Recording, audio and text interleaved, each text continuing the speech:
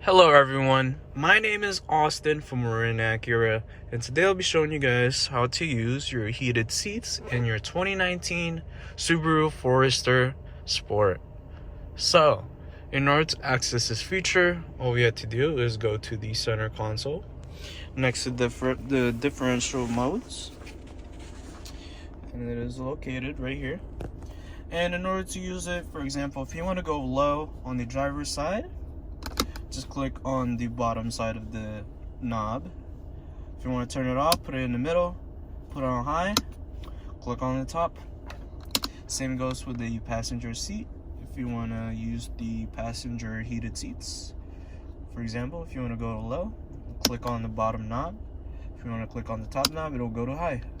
Turn it off, put it in the middle. And yeah, that is pretty much it for this quick tutorial, you guys. My name is Austin from Marin Acura, and thank you guys for watching.